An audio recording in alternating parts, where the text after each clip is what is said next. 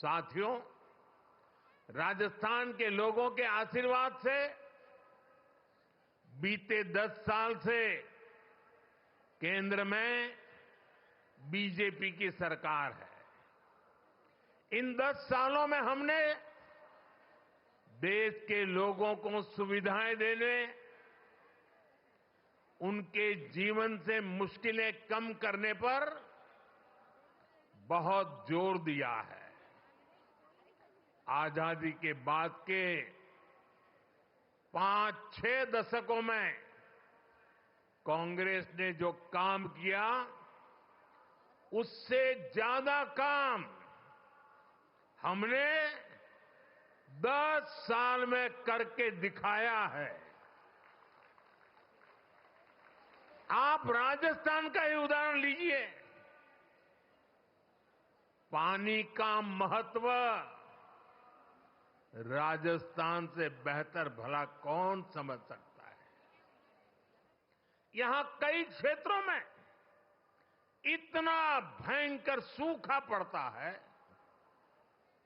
वहीं दूसरी तरफ कुछ क्षेत्रों में हमारी नदियों का पानी बिना उपयोग के ऐसे ही समंदर में बहता चला जा रहा है।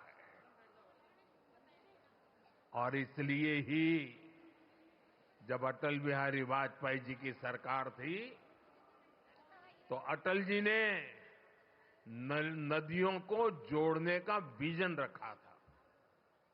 उन्होंने इसके लिए एक विशेष कमेटी भी बनाई। मकसद यही था कि जिन नदियों में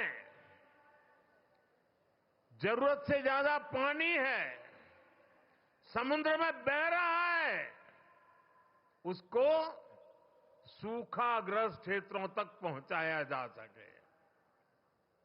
इससे बाढ़ की समस्या और दूसरी तरफ सूखे की समस्या, दोनों का समाधान संभव था। सुप्रीम कोर्ट ने भी इसके समर्थन में कई बार अपनी बातें बताई हैं, लेकिन कांग्रेस कभी आपके जीवन से पानी की मुश्किलें कम नहीं करना चाहती। हमारी नदियों का पानी बहकर सीमा पार चला जाता था, लेकिन हमारे किसानों को इसका लाभ नहीं मिलता था। कांग्रेस समाधान के बजाय राज्यों के बीच जल विवाद को ही बढ़ावा देती रही। राजस्थान ने तो इस कुनीति के कारण बहुत कुछ भुगता है। यहां की माताओं बहनों ने भुगता है, यहां के किसानों ने भुगता है। मुझे याद है, मैं जब गुजरात में मुख्यमंत्री के रूप में सेवा करता था, तब वहां सरदार सरोवर डैम पूरा हुआ। मां नर्मदा का पानी गुजरात के अलग अलग हिस्सों तक पहुंचाने का बड़ा अभियान चलाया। कच्छ में सीमा तक पानी ले गए, लेकिन तब उसे रोकने के लिए भी कांग्रेस द्वारा और कुछ एनजीओ के द्वारा तरह तरह के हथकंडे अपनाए गए। लेकिन हम पानी का महत्व समझते थे,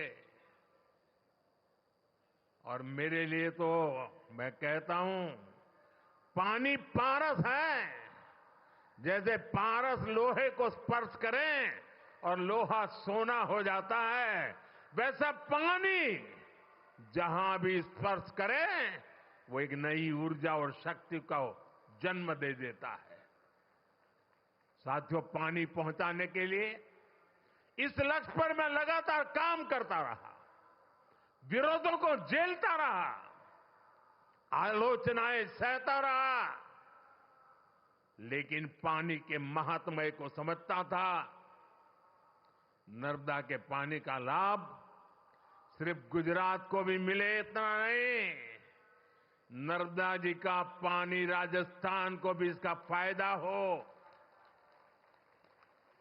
और कभी कोई तनाव नहीं, कोई रुकावट नहीं, कोई मेमोरेंडम नहीं, आंदोलन नहीं।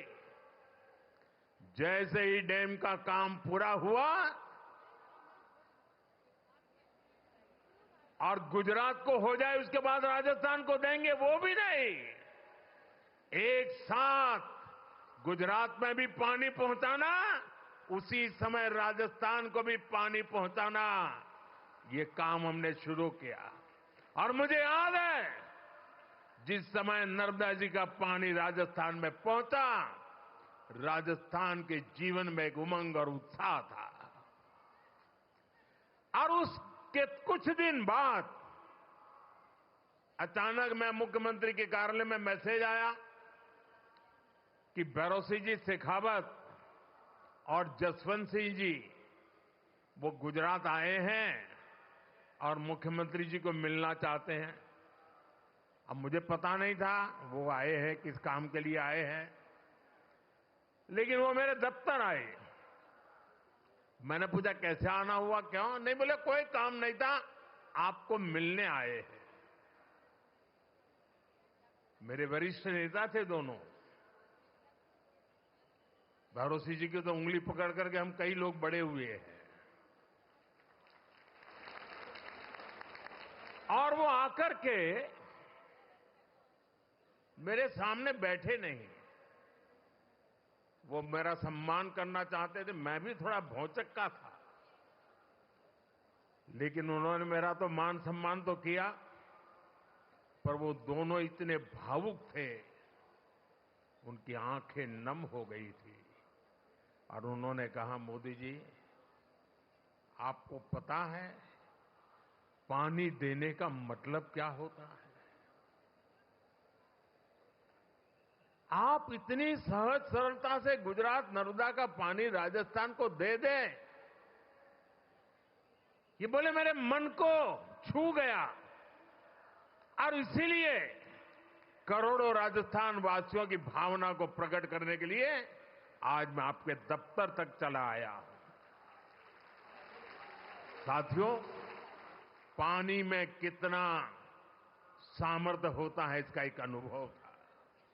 और मुझे खुशी है कि माता नर्मदा आज जालोर, बाड़मेर, चूरू, झुंझुनू, जोधपुर, नागौर, हनुमानगढ़, ऐसे कितने ही जिलों को नर्मदा का पानी मिल रहा है। साथियों, हमारे यहां कहा जाता था कि नर्मदा जी में स्नान करें, नर्मदा जी की परिक्रमा करें, तो अनेक पीढ़ी का पाप धुल करके पुण्य प्राप्त होता है। लेकिन विज्ञान का कमाल देखिए, कभी हम माता नर्मदा की परिक्रमा करने जाते थे, आज स्वयं माता नर्मदा परिक्रमा करने के लिए निकली हैं और हनुमानगढ़ तक चली जाती है। साथियों, पूर्वी राजस्थान नहर परियोजना ईआरसीपी को कांग्रेस ने कितना लटकाया, ये भी कांग्रेस की नीयत का प्रत्यक्ष प्रमाण है। ये किसानों के नाम पर बातें बड़ी बड़ी करते हैं, लेकिन किसानों के लिए न खुद कुछ करते हैं और न ही दूसरों को करने देते हैं। भाजपा की नीति विवाद की नहीं, संवाद की है। हम विरोध में नहीं, सहयोग में विश्वास करते हैं। हम व्यवधान में नहीं, समाधान पर यकीन करते हैं। इसलिए हमारी सरकार ने पूर्वी राजस्थान नहर परियोजना को स्वीकृत भी किया और विस्तार भी किया है। जैसे ही एमपी और राजस्थान में भाजपा सरकार बनी तो पार्वती, काली सिंह, चंबल परियोजना, एमपीकेसी लिंक परियोजना पर समझौता हो गया। ये जो तस्वीर आप देख रहे थे ना, केंद्र के जल मंत्री और 2 राज्यों के मुख्यमंत्री, ये तस्वीर सामान्य नहीं है। आने वाले दशकों तक हिंदुस्तान के हर कोने में ये तस्वीर राजनेताओं को सवाल पूछेगी। हर राज्य को पूछा जाएगा कि मध्य प्रदेश, राजस्थान मिलकर पानी की समस्या को, नदी के पानी के समझौते को आगे बढ़ा सकते हैं। तुम ऐसी कौन सी राजनीति कर रहे हो कि पानी समंदर में बह रहा है, तब तुम एक कागज पर हस्ताक्षर नहीं कर पा रहे हो। ये तस्वीर पूरा देश आने वाले दशकों तक देखने वाला है। ये जो जलाभिषेक हो रहा था ना, ये दृश्य भी मैं सामान्य दृश्य नहीं देखता हूं। देश का भला करने के लिए सोचने वाले, विचार से काम करने वाले लोग, उनको जब सेवा करने का मौका मिलता है तो कोई मध्य प्रदेश का पानी लेके आता है, कोई राजस्थान का पानी लेके आता है। उन पानी को इकट्ठा किया जाता है और मेरे राजस्थान को सुजलाम सुफलाम बनाने के लिए पुरुषार्थ की परंपरा शुरू कर दी जाती है। यह असाधारण घटना है। एक साल का उत्सव तो है ही, लेकिन आने वाली सदियों का उज्जवल भविष्य आज इस मंच से लिखा जा रहा है। इस परियोजना में चंबल और इसकी सहायक नदियां पार्वती, काली सिंह, कूलो, बनास, बाणगंगा, रुपरेल, गंभीरी और मेज जैसी नदियों का पानी आपस में जोड़ा जाएगा।